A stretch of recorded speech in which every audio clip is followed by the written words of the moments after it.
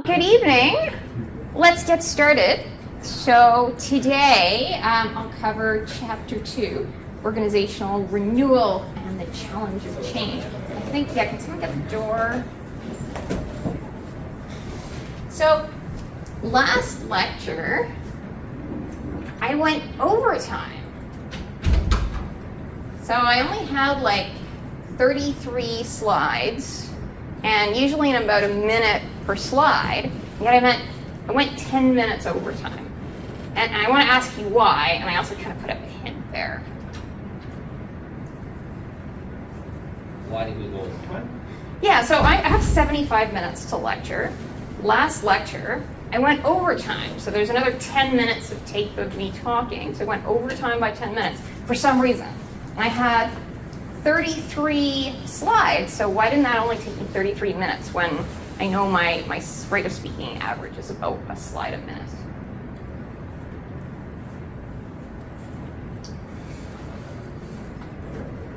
Because there was a lot of discussion. Yes. You were more engaged. You were more engaged, Yeah, right? yeah. So anytime if I want to sort of get through a lecture and I know I need to start on the minute, end on the minute, like when you have a lecture hall with 100 students, I can't do any of that. So you've heard about engagement in organizational development as like a good thing, employee engagement, yay. But are there pros and cons, do you think, of engagement? So like what would be, why would we do that? Is it good that we did that? And then could there be any cons for doing something like that? And I have the chat open if anyone wants to throw any ideas in the chat. So con would be, right off the bat, it's inherently, all other things equal, it's inherently very inefficient in the short term. Yeah, inefficient. So two things that most managers always want are control and efficiency. Okay, so be inefficient. It takes time. Any good things? It facilitates like a good agreement that everybody can be happy with. So you come to some kind of consensus. Hopefully. Oh, ideally, Ideally, consensus that on would be the goal. decisions. You guys threw some questions at me that I was totally not expecting. And I thought about them and I learned things. So if I were like the manager, then there was certainly more information flowing up to me.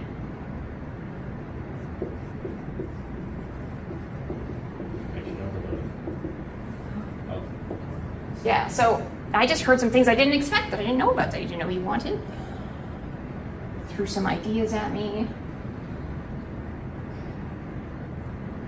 Any other reasons that might work, that might want that in a class?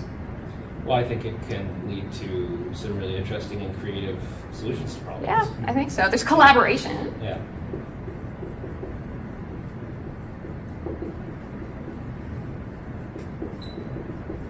Did you learn anything from it?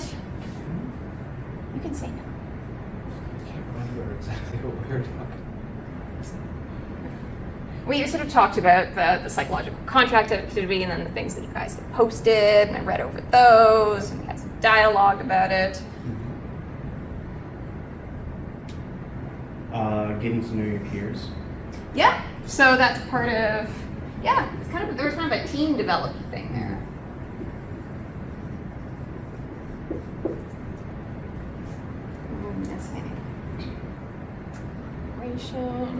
Creativity. I think that's good. Maybe it would make you feel more connected and committed. Yeah, that's a good one. Yes. Oh, commitment. That's like buy-in. That's important. One of those OCD things, was it? So, commitment, connection, so those like loyalty factors. Feel like your opinion matters. So it could be good for relationships. Now, what are the cons? So it's a bit of a, could be inefficient, makes it harder for me to plan my lecture. Are there any other cons?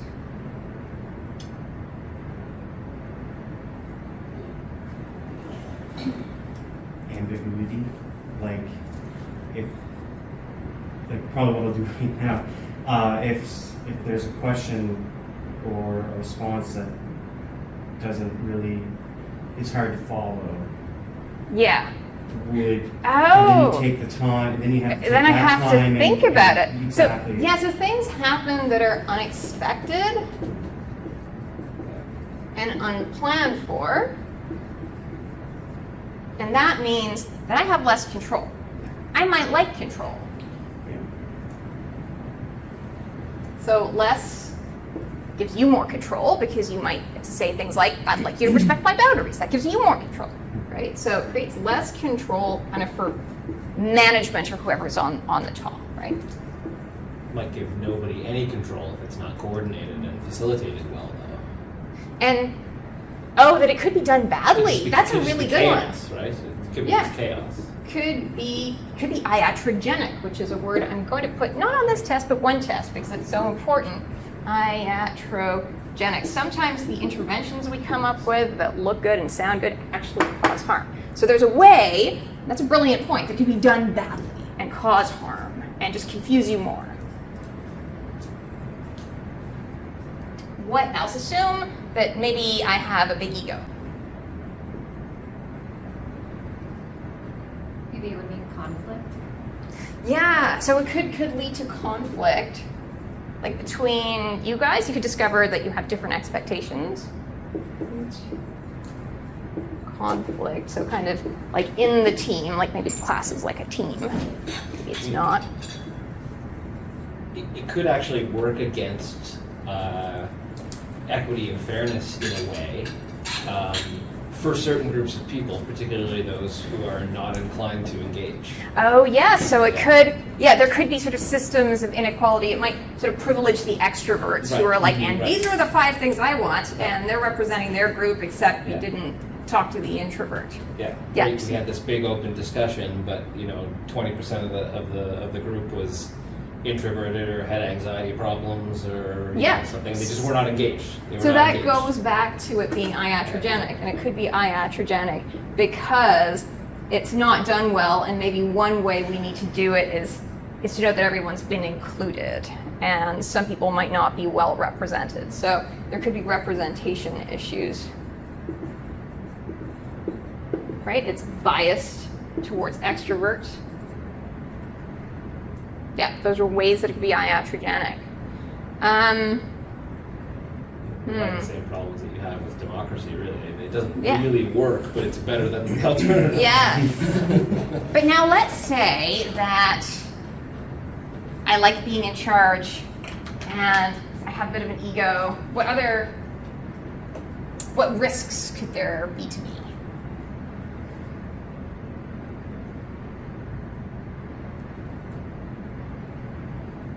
To you as the leader of the discussion? Yes. Yeah. Creating a forum like that, could that threaten me in any way?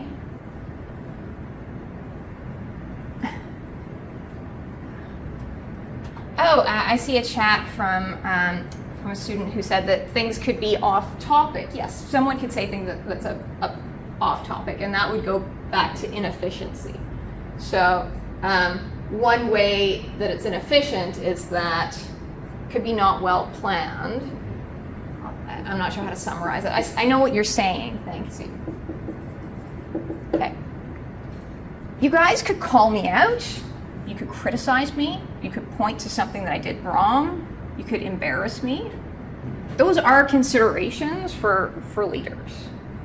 If you create an open forum, someone could say, hey, I've been really disappointed in this aspect of the course, say.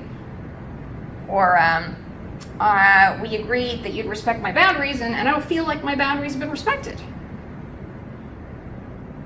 So you're assuming that I have a lot of honesty and humility right there. So like a threat to your credibility? Sure, yeah, like you could criticize me, right? You might say more than I planned for. Something might come up that I don't really want people to talk about. It creates more expectations for me because now, my contract had those 3 things, and now the psychological contract has a whole bunch of other things, like I'm going to answer emails, give lectures. Who would have thought of that? So creates more expectations, kind of more work, less control, and it makes me vulnerable.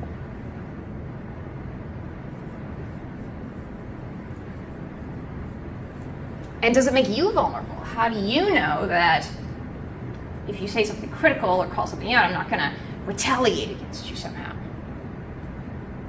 Those are real considerations for workplaces as political spaces, right? We have assumed a relationship of trust.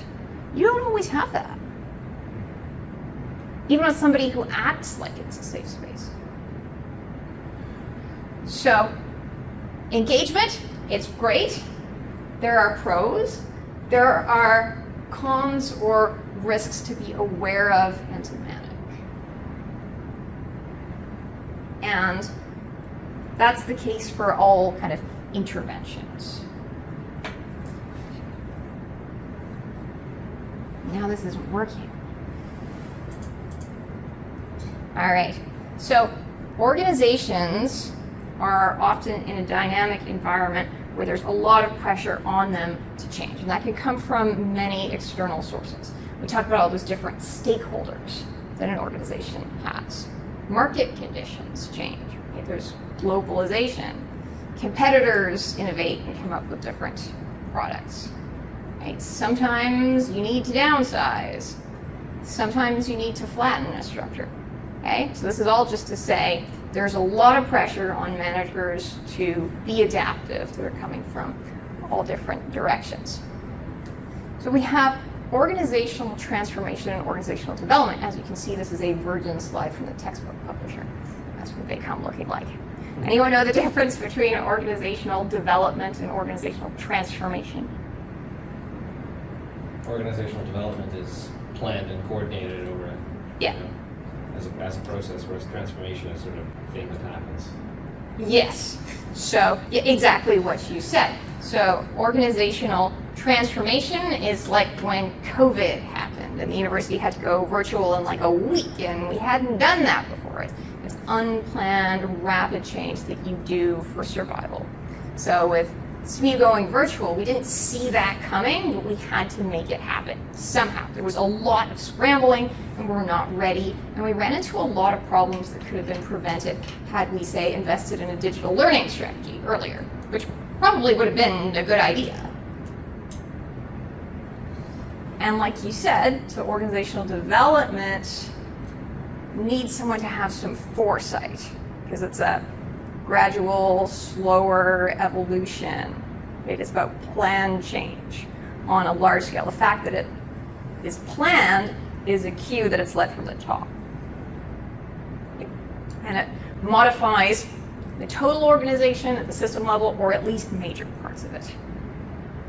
And changing a major part of an organization, changing a major subsystem is somehow going to change the whole system as well. So who do we target with our change programs? We can target at the individual, team, or organization level. We want to intervene to improve individual effectiveness. Maybe you could train all the employees on how to do something. Okay, I don't know, time management.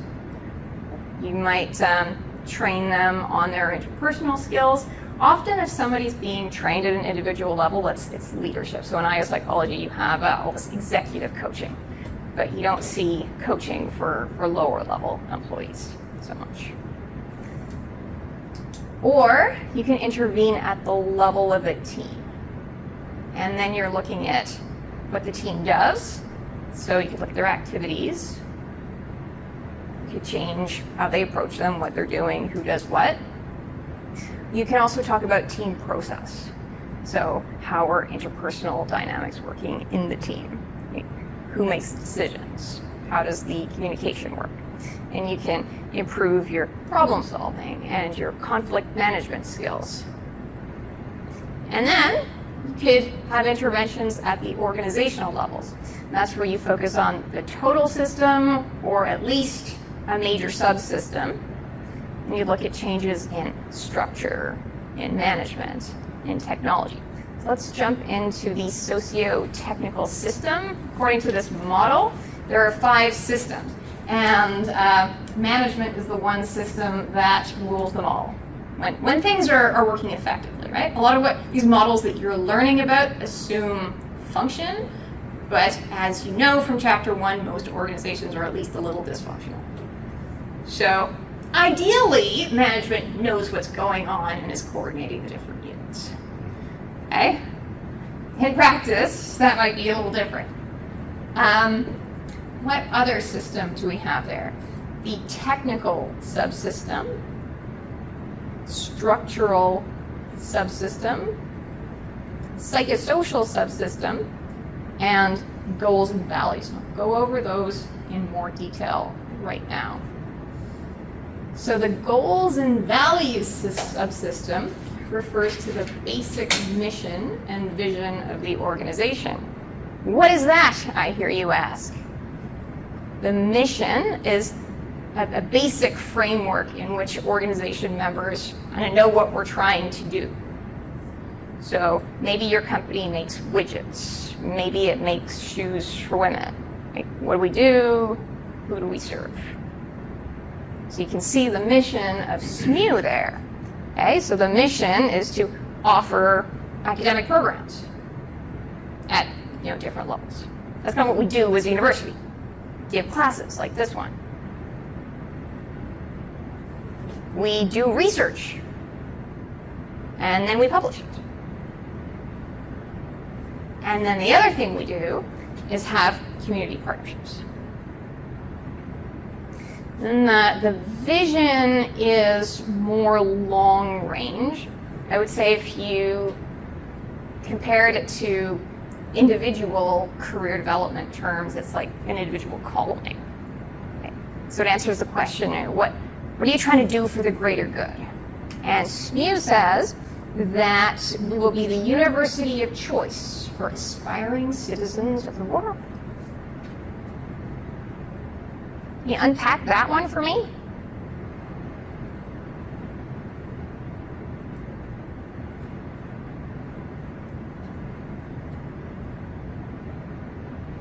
It's an aspiring citizen of the world. We want them to go here.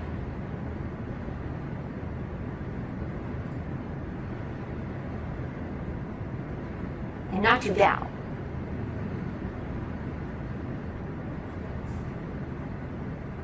It's very broad, that's for sure. It is. Here it puts culture in the psychosocial subsystem, but these subsystems affect each other, and culture, like management, is one of those top level things. And you're going to see culture in the goals and in the values, and you're going to see culture in the technical subsystem and in the structural subsystem. So this is telling you something about culture. Broadly, it's getting an idea of being the best for the best.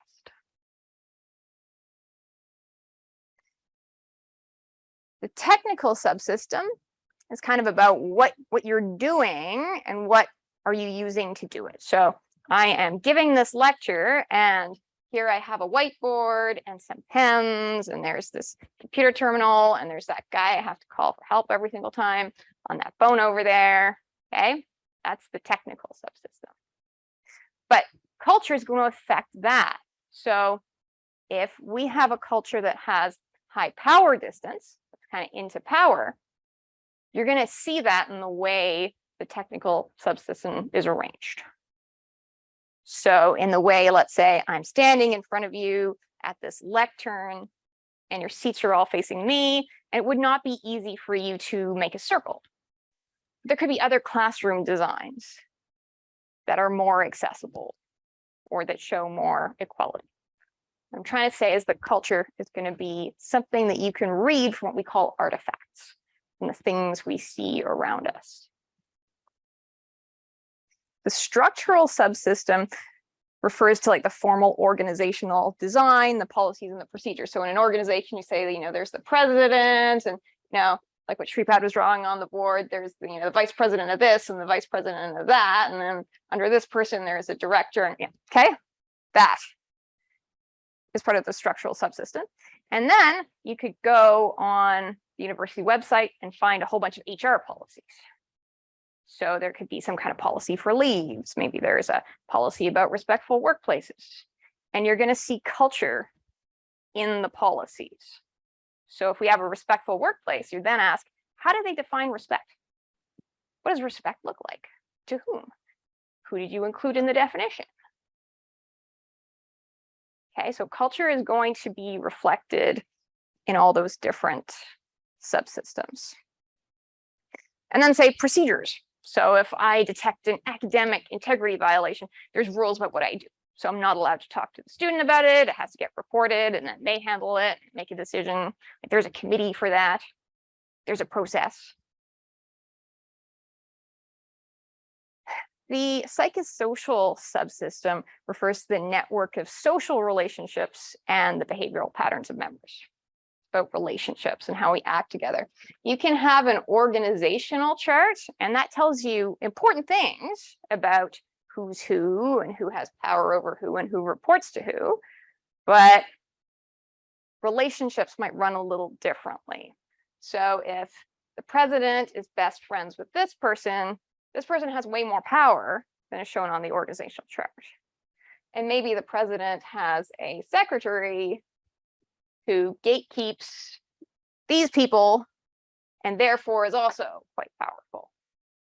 And you show those relationships on something called a sociogram. You guys seen sociograms before? Okay, we'll cover them later. But basically it's a way of mapping out who kind of talks to who. And people organize into cliques. People work in many organizations with those that they like and trust. So let's say you were to look at the psychology department here. We could have a structure like this and say that's the department chair, and then there's 2 admin assistants, and then there's, I don't know how many full-time professors there are, like what, 10 of them. And then you have the part-time professors.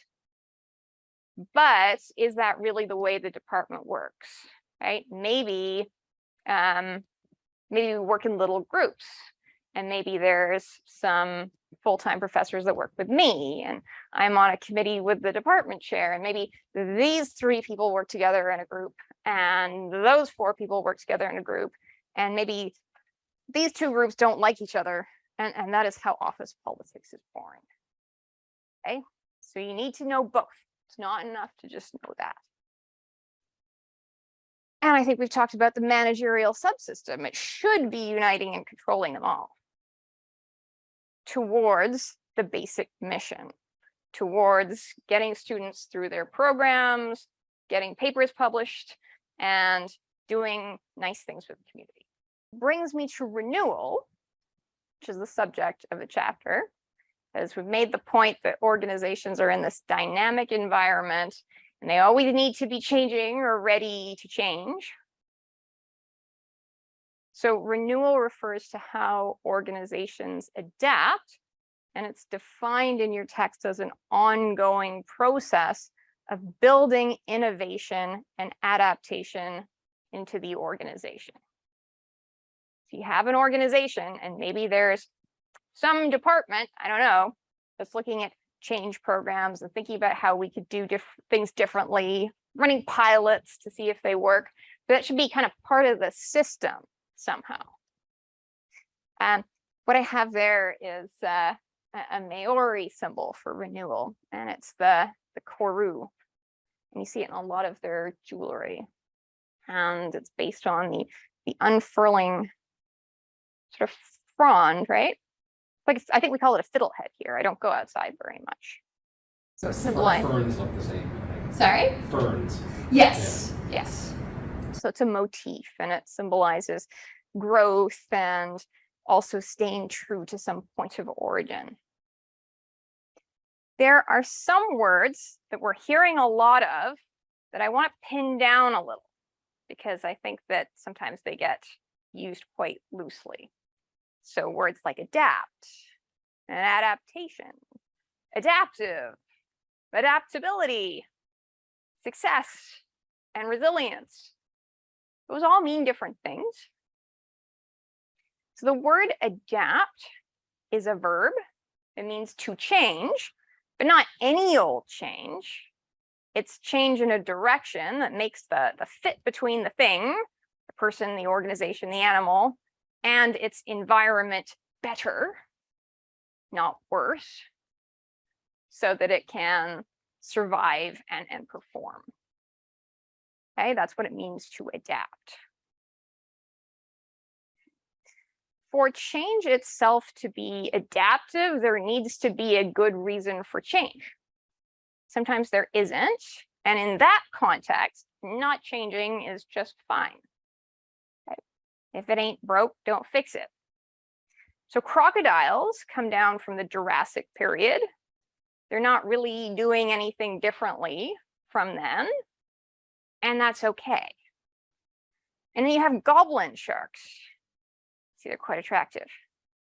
Okay, so consider the goblin shark. It has actually a set of jaws that jump out of its neck like its second head. Anyway, those jaws, which are an adaptation, they achieve the catching of fish. They haven't gotten a hardware update in 165 million years. They're great jaws. They work. You don't need to update that. So we don't change for the sake of change.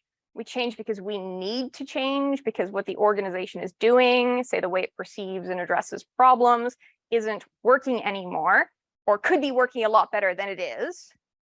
And the survival and the performance of the organization is at stake. Okay, that's fundamentally why you change, why you adapt. So change itself is not necessarily good. Change is desirable where it supports an individual or an organization to be more successfully able to survive in its environment. Okay, so goblin sharks are a successful species, and they have not adapted in 125 million years. And that is not a problem, because they continue to be well adapted to living in the deep sea, which is a very stable environment. If something changes down there, then they're in trouble. But until that happens, they're doing fine. Okay, they don't need to, I don't know, grow or develop. They don't need to self-reflect. They don't have to develop new skills. They don't have to go to workshops or get degrees, because given their environment, they've reached the zenith of their development. Okay, so they can swim, they can forage, they can track prey, they can bite, they can eat, they can mate with other goblin sharks. And assuming that their environment continues to be stable, that's all they ever need to do. It wouldn't behoove them to burn the extra calories by making themselves any more complex or their lives any more complicated. So adaptability and readiness for skill development for learning are adaptive traits in a particular context, which is that of a dynamic environment. A mistake that a lot of people in psychology make, including experts in psychology, is assuming that certain things are good and certain things are bad without any sense of context. Goblin shark is a good mascot for a university, I guess. Well, the goblin shark is adaptive. I don't know about us.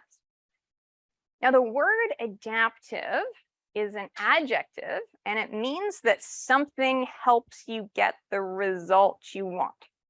And success is getting the result that you want. If you are worried about your grade, studying is an adaptive response, because it will actually help you get a good grade on the test. But procrastinating and cheating are not adaptive responses, because they'll lead to poor learning and avoidable distress and suffering. An adaptation is a thing, a feature, a process, the jaws of the goblin shark, that represents some way that you adapt to the environment. So the jaws that jump out of its neck catch fish. That's an adaptation for catching fish. These little helicopter things on the dandelion, I'm not a botanist, that's an adaptation that helps distribute the seeds of the plant. Wheels are an adaptation that make you go further faster.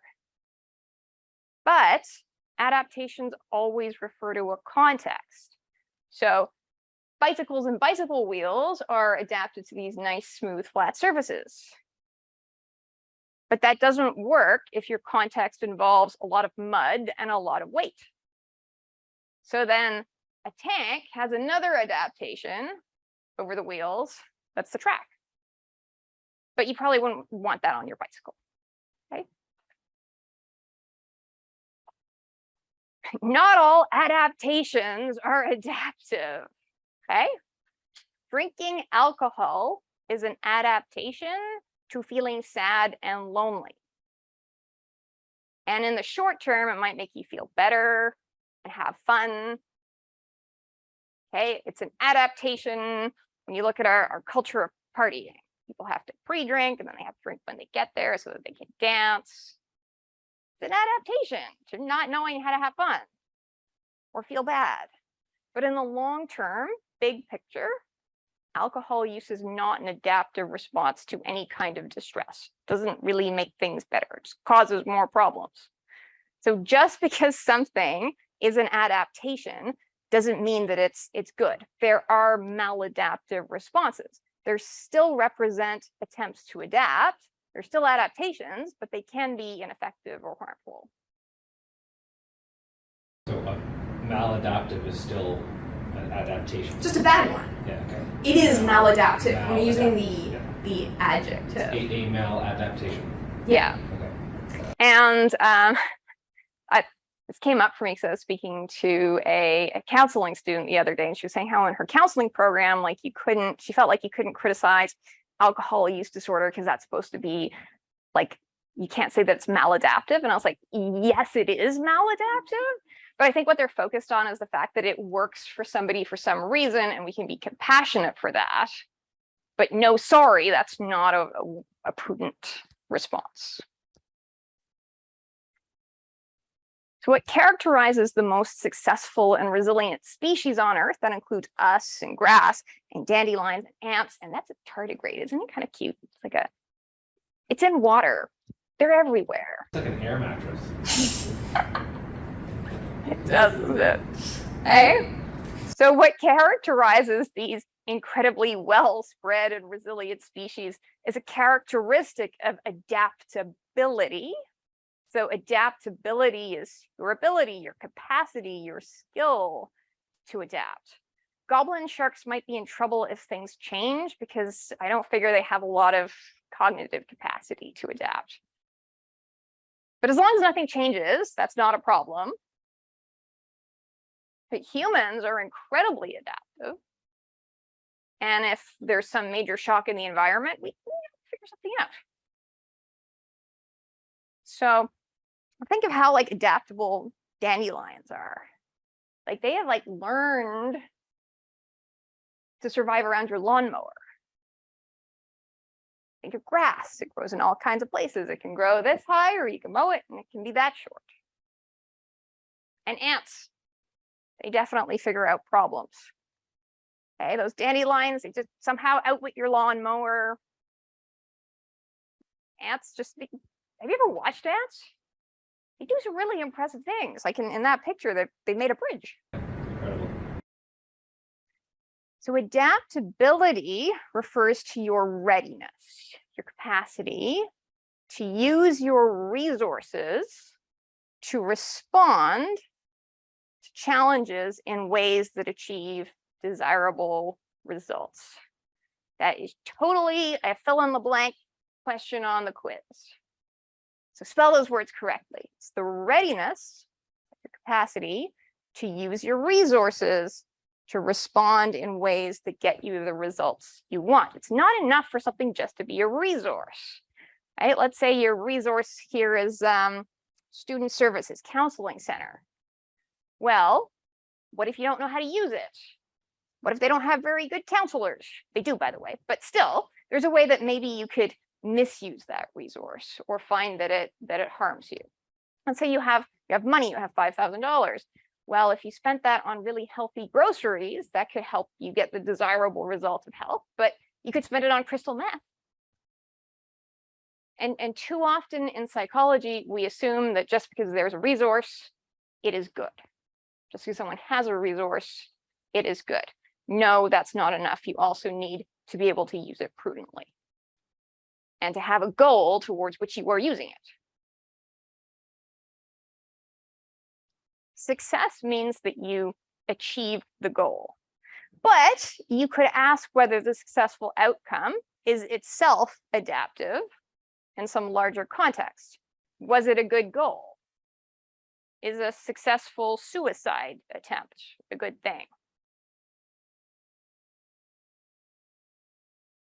So ultimately, big picture success refers to something that's about survival or performance. We have a lot of cultural myths about what success means for individuals and organizations. Then there is failure. Well, sometimes we don't achieve what we want to achieve. We can ask how adaptively you respond to failure. So resilience is about bouncing back from failure and about doing well under difficult conditions, such as circumstances in which you have a history of failure. And it's one of those popular constructs that you hear about a lot. We can't measure resilience at the population level. You will find surveys that say you're doing that, but if you look at the items, they're all really about adaptability. So resilience is something that's assigned post hoc, after the fact, right? We predict, we think that because of their barriers, because of how insurmountable they are and how thorny the problem is, that somebody's going to fail. Okay? These young addicts on the street are never going to make it, but sometimes they do make it. And those resilient individuals are outliers. They're the error in our model of how the world works. But then if we go and interview these resilient youth, and we kind of find out how did that work, okay, what we find is that sometimes they just got lucky. Luck is a thing. But luck can also represent your social resources. Like maybe socially privileged people have better luck. That could be a thing. What we find is that they were somehow able to draw on their resources. Maybe there's some unexpected reserve. Maybe there's resources they didn't know that we didn't think about that weren't in our model. Like maybe they had a wonderful spiritual community that helped them out. Okay. And that allowed them to respond to the challenge adaptively. So they also had the skill. They were able to use it skillfully and thereby achieve that desirable result. So resilience is an outcome of adaptability. And we can measure adaptability at the population level with pretty good instruments. And if you see a measure of resilience, it's probably a measure of adaptability.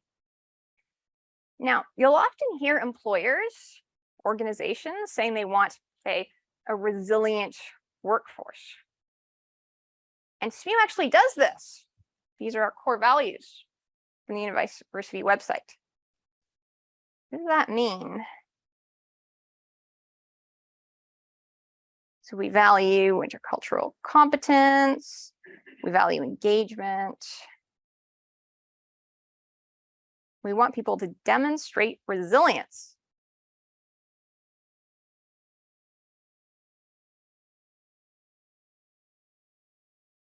For an employee or? It's like for everyone. So it's core values of the organization. So it's for students and it's for staff and it's for faculty. So everyone should be demonstrating resilience. What is that? Does that suggest or insinuate anything?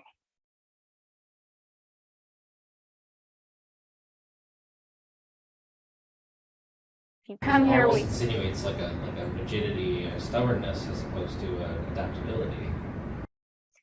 So if management expects resilience, that should lead you to ask what leadership is doing to support adaptability, right? To provide resources and train skills in order to achieve successful results in the face of difficulty and challenge. So resilience is showing a successful outcome in the face of disabling circumstances. It's unexpected success.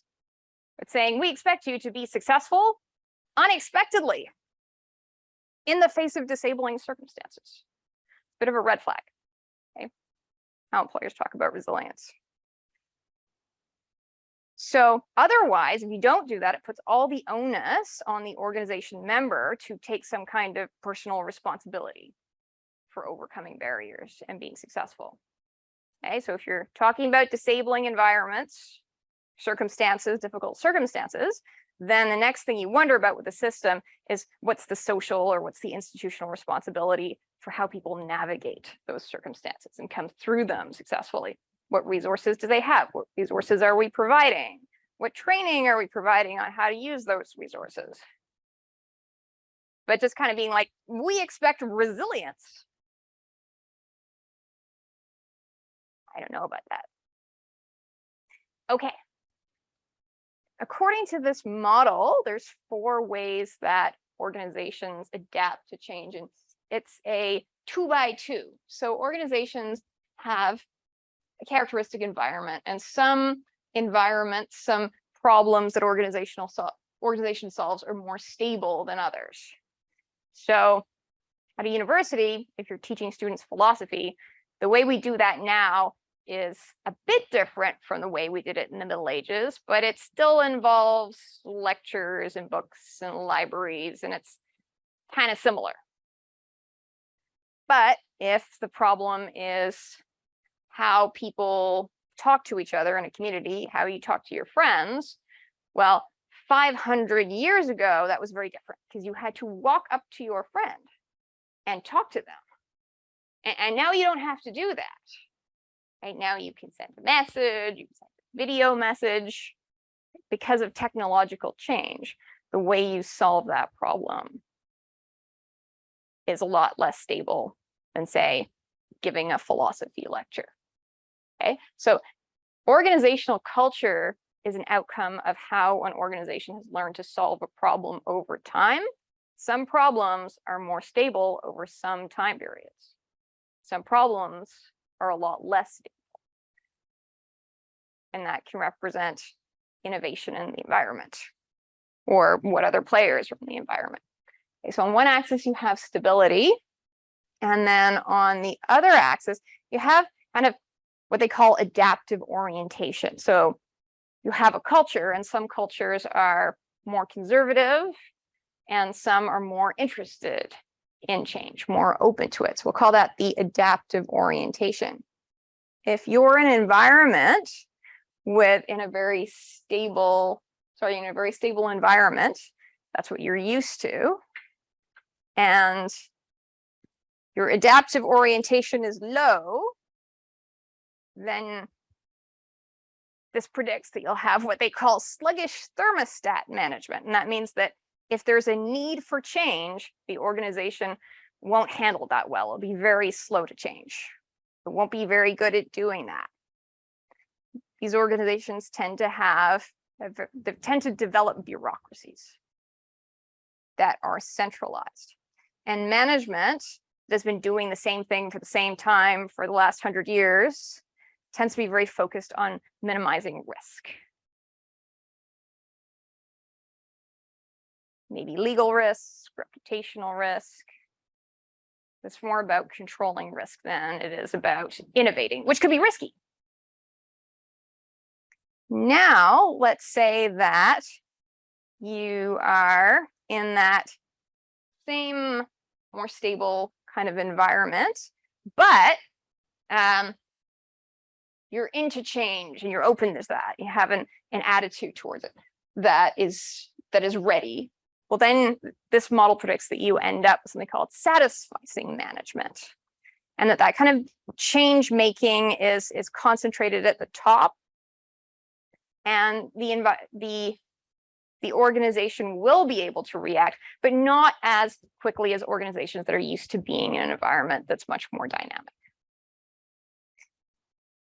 let's say that you have an organization that is low in adaptive orientation, and then suddenly they need to change, right? Or they find themselves in a more dynamic environment. They have a sort of short-term crisis mindset. There'll be a hasty reorganization, change some people around, that they tend to make the decision about how to deal with it after the thing happens, after they need to. They don't have this kind of foresight. They're not anticipating the change. They're reacting to it. And this model puts renewing organizations in a situation where they have a high adaptive orientation and they're looking at a dynamic environment and they are prepared for change. They're anticipating the future. They're coming up with new ideas. There'll be a culture that supports innovation. And this is where you see more participation. Because we have engagement, that's where we come up with these creative ideas. And we work together in ways that are collaborative and think in ways that are outside the box. So renewal is an ongoing process because really you're never done with change programs, because even the most stable environments, like let's say universities in a very stable environment, things still happen. Like they still have to make changes. So it's an ongoing process, and management doesn't want to find itself in a situation where they have to change suddenly in a very short time. We call it organizational transformation. So we want to build innovation and adaptation into the organization. The textbook brings up this idea of entropy, that anything that's organized will run down unless it's maintained. And that made me go, hey, wait a minute. You can maintain a system that's no longer well adapted to its environment because you're maintaining it in a way that keeping it the same. So I don't know if I bought that one. Renewal is about maintaining it in a way that keeps it adapted to a changing environment. And so the kind of change programs that managers are thinking about usually target leadership, business process, and organizational culture. We use a systems approach to observe and analyze and solve problems. So what's a system?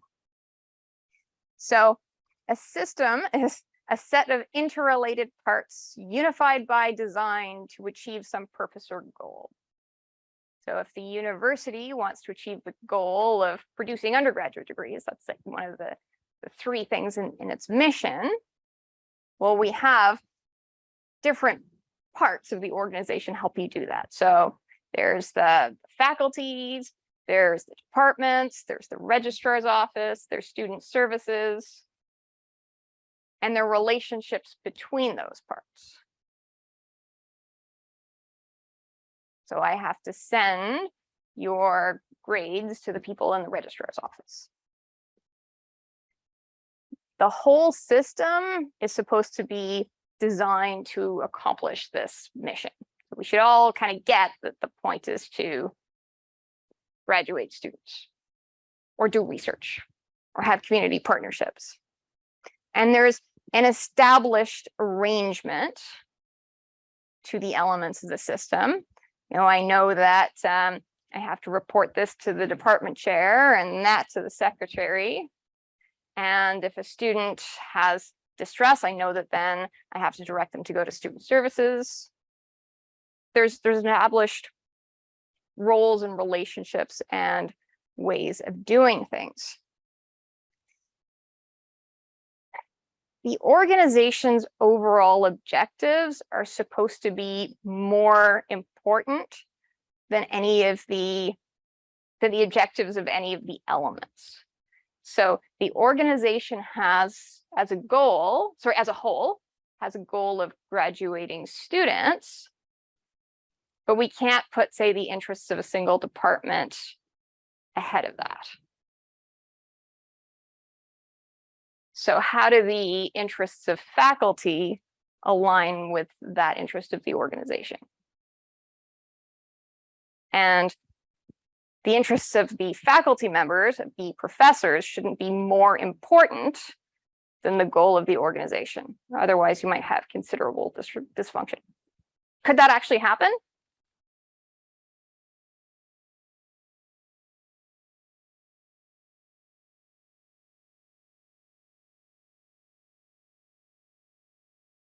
Like the research interests of the faculty, or like the career progression Yeah. interests? Those could be misaligned. misaligned. Yeah. So The research interests are one of the three of the mission points. they are, yeah. So if those one of those things is align balanced, then well. the overall mission that is those three things, not one of them individually, can get canceled. Yeah. So I'm on the negotiation committee for my faculty union, and there's a manual for bargaining. And one of the things I read was, it is important to remember that the union and the employer do not have the same interests and goals. That's a problem. If faculty don't have the same interests and goals as the administration, you're going to see dysfunction. So the bottom line for this company, or a company that produces undergraduate degrees, is recruitment and enrollment. Sorry, it's enrollment. So that's like recruitment and retention. And let's say student success has really nothing to do with my career. It doesn't matter what student evaluations I get. I could get 1 out of 5 and it wouldn't really, I don't know that it would have any effect. Because it's really, let's say, all about my publications. And let's say you don't care about my publications. You just want me to give a half decent lecture and be a fair grader. You see you have dysfunction right there.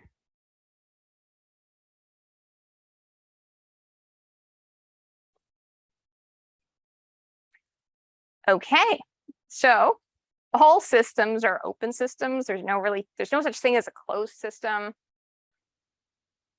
So systems are in continual interaction with their environment, and they're continually getting feedback from the environment. You do have to be listening to that feedback. So some feedback we know is that we're losing 55% of our students. That's feedback. But we don't know why.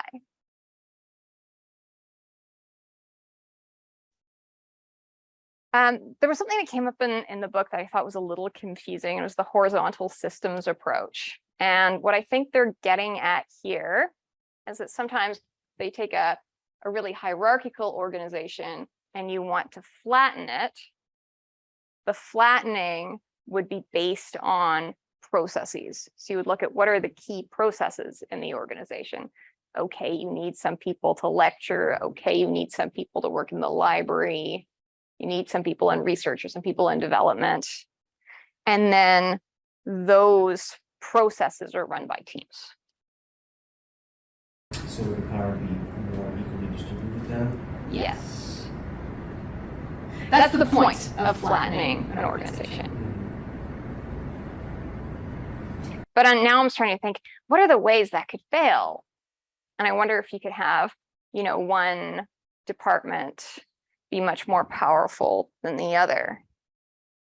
And you've got my mind working, but I know that in this organization, say the full-time faculty union has a lot of power over the administration, far more than any staff group or the part-time academics. So you have, you have one group that has a lot more power. So that was an interesting thing that you brought up there. I wasn't prepared to answer that. So my answer, is yes, it does. But now, what are all the ways that could go wrong? Well, Theoretically, in actuality.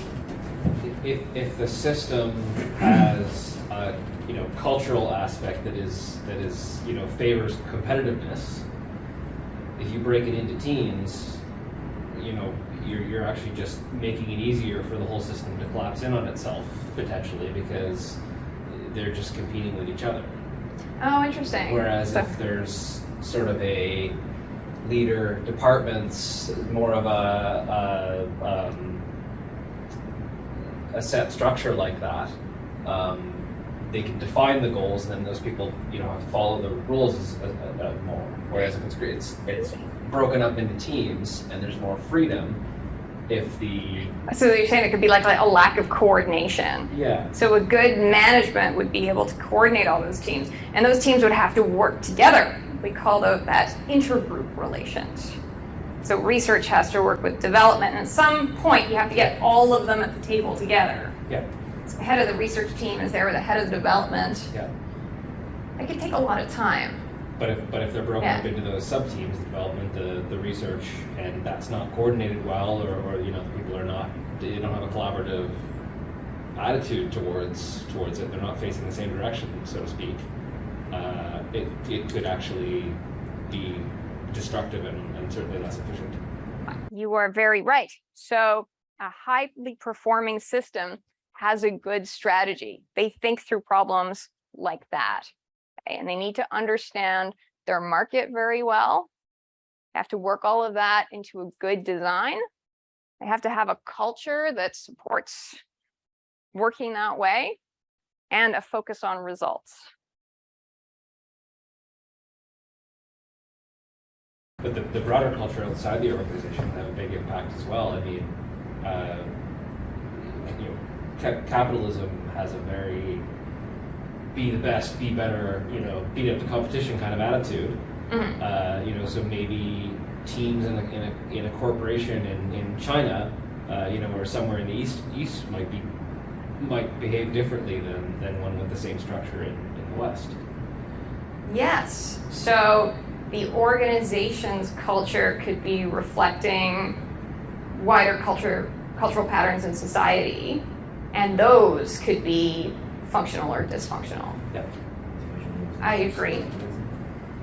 And I think a shortcoming of this book is that when we talk about organizational culture, we imagine it as somehow independent from broader social context.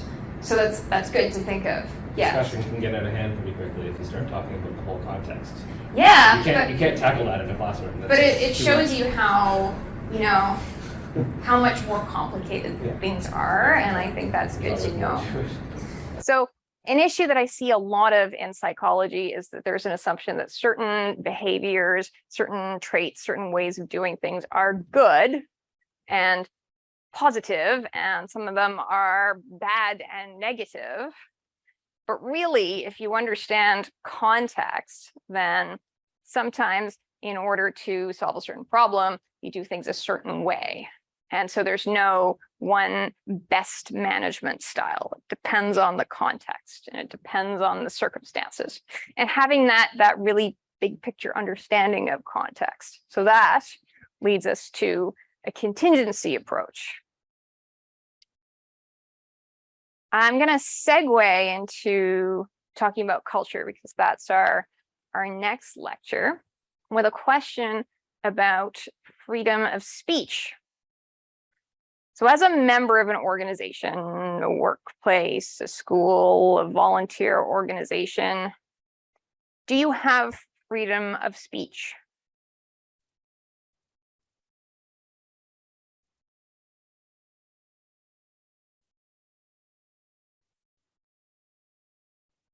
Not entirely. And how not?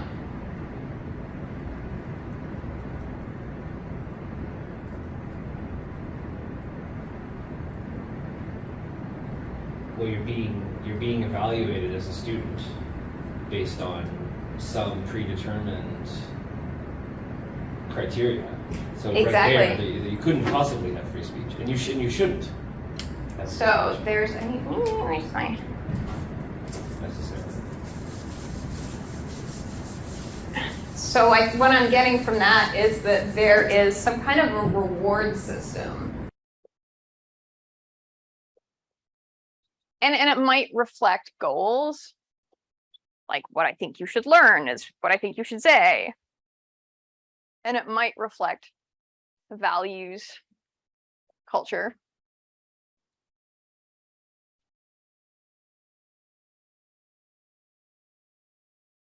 And certain types of speech are not allowed. Like you can't sort of defame people or threaten them with death. There's legal limits on that. But if your speech offends the pivotal values of the organization, you're in a lot of trouble. If your speech rejects the peripheral norms, might not fire you, but maybe you won't climb the management ladder. Maybe you won't be invited to certain meetings. Like there would be costs and consequences. So you can't just sort of say whatever you want. So a Catholic priest in the organization of the Catholic Church can't just start preaching atheism from the pulpit because that's his freedom of speech. He'd be taken out of the pulpit and defrocked. Because that kind of speech would violate the pivotal norm that a Catholic priest is actually Catholic. You can see how that would happen. Now, the SMU community bulletin is something that you get in your mailbox every week. So there is a professor in philosophy who just published a book, and it's called In Praise of Dangerous Universities by Mark Mercer. Have you taken a class with Mark in philosophy? Okay, so you might have an idea that if you have some event or something happens, you send it to the community bulletin and it gets pinned up because it's the community bulletin. And Mark is a member of the community, but they won't announce his book. They said no. And the reason was that it was kind of off key with the brand.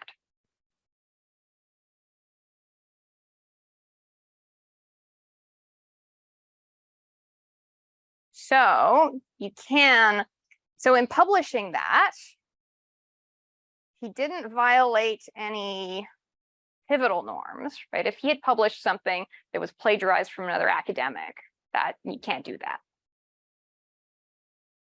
But he published something that had opinions that were not going with the brand. So he violated a peripheral norm and so was excluded from the SMU bulletin. And I don't imagine that he's planning on an administrative career or becoming a dean or a vice president. Okay, so organizations have their ways of doing things, they have their cultures, they have their scripts, and sometimes they have their myths, and that does limit your speech. So next class, we'll be talking about organizational culture, and culture is about norms and values. It's about the way we think and do things. And different societies have different cultures, and within a society, there's different subcultures.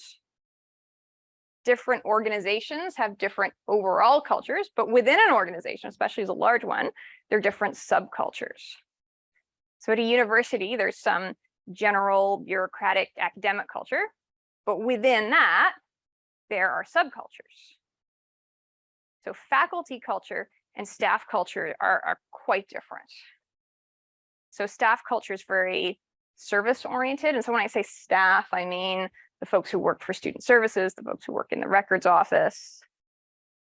And from what I see, they tend to be very service oriented and they're focused on the well-being of the student, the service user, the organization. Faculty culture is, to my view, a bit more kind of about yourself. So I've accomplished all these things, see my feathers, see my CV, I'm the first author, and I'll kind of climb the ranks. So it's less service oriented. That's kind of my read of it. So you have different subcultures within an organization. And like even here, let's say it's SMU, you're going to have different subcultures in different departments. You know, the way that the sociology professors are might be very different from the way the philosophy professors are or the way the psychology professors are. And there's a chaplaincy office. And that's going to be a lot more, say probably more conservative than if you went to, let's say, the pride space or the women's section. Different subcultures within an organization. And Mark is the president of the Society for Academic Freedom and Scholarship. That's the academic libertarian group. Joe, what is libertarianism?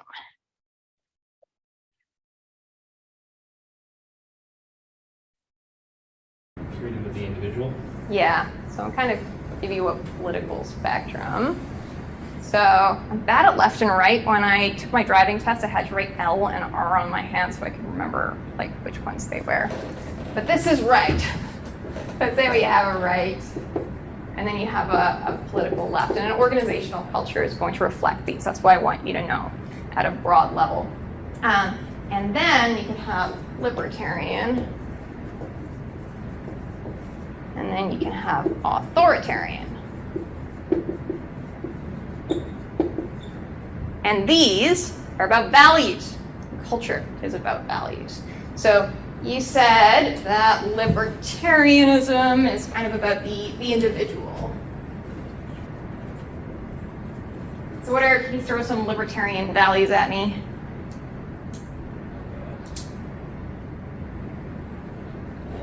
Freedom of speech. Yeah, freedom in general. Freedom of speech. Ownership of personal property. Yeah, civil liberties. Yeah. Yeah, property. Probably free enterprise. Yes. Yeah. A lot of it comes down to freedom and the individual. And then what about authoritarianism? What's that about? An authoritarian regime. Unity. I didn't hear that. Unity. Yeah, good one. I didn't see that coming, but yes, there's a lot more conformity. Unity, conformity, collective action, cohesion. Yeah, I have seen that. And so if you look at an authoritarian regime, what do you think?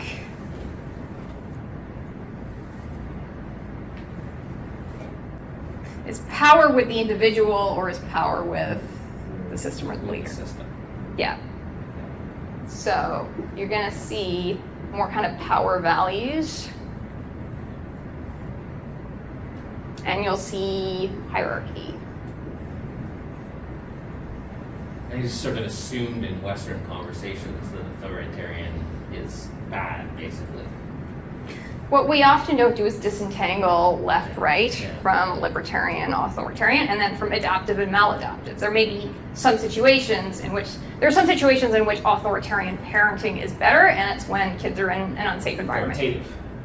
Authoritarian is different than authoritative. Authoritarian. So when you're like, no, stop it, come here.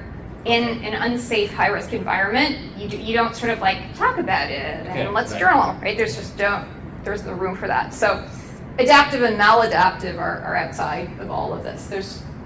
These developed for some reason. And you see, you have like chimps and bonobos, and the bonobos are all like free love, and the chimps have these like alpha male dominance hierarchies. Those animals are adapted to very different environments, right? One, you sort of reach out and pick fruit, that's the bonobo environment, and the chimps are in a harsher environment. So some of these are adaptations to deal with harsher environments. But yes, this is where you have your sort of your power and your hierarchy. And we like obedience versus kind of thinking for yourself. And now, what about left and right, like from values? Sometimes we use the word, where's my glue, liberal. I don't know if that's the right philosophical term.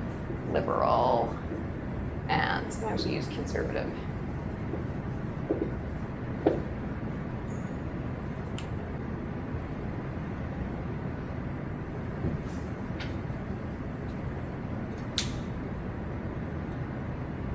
I mean, like financial conservatism, financial, Yes, spend you can more, apply. spend Yes, less. yeah, you can apply it to sort of finances, Yeah. and you can apply it to personal stuff. Religious values, Christianity usually in the right, and and So more what openness to. sort of right-wing or conservative means very different things in different places. So if we were on an anarchist commune and you were a traditionalist, that would mean something different than in the Catholic Church. But it does mean kind of like tradition.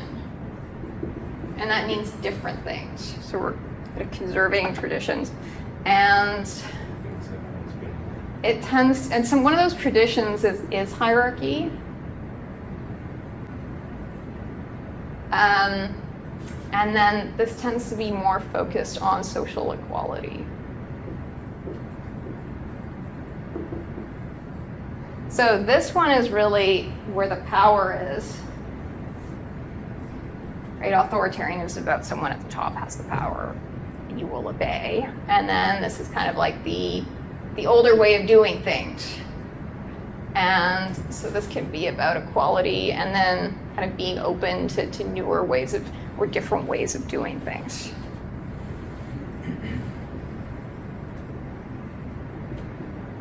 It's almost kind of like an openness thing. You can have, there's a left libertarian and a right libertarian, and there's a left authoritarian and a right authoritarian, and I think I need probably more colors. There we go. So, I don't know, right libertarian would be like the Pierre Poilievre guy. Left libertarian would be Noam Chomsky, green politics. The father of the discipline of vocational psychology, Frank Parsons, very left libertarian. And the entire discipline of vocational psychology, counseling psychology, is 100 years later a libertarian one where there's much less regulation.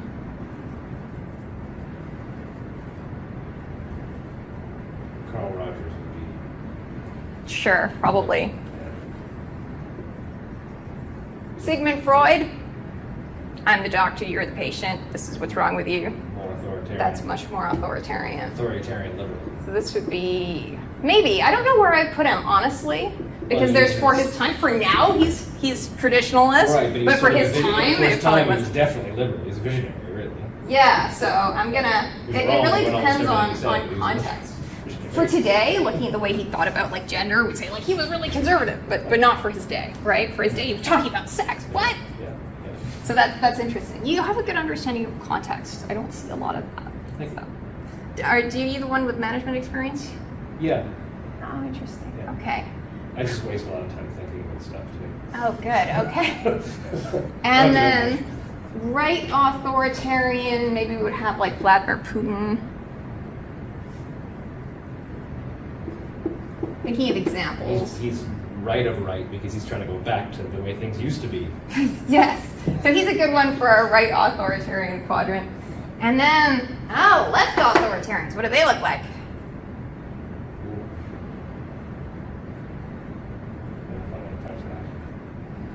So like Stalin. So the communism. Okay, so they had these values of like the worker and all of that. So communism, like the party is in charge. There's a hierarchy. Okay. Anarchism is libertarian. Communism not. So,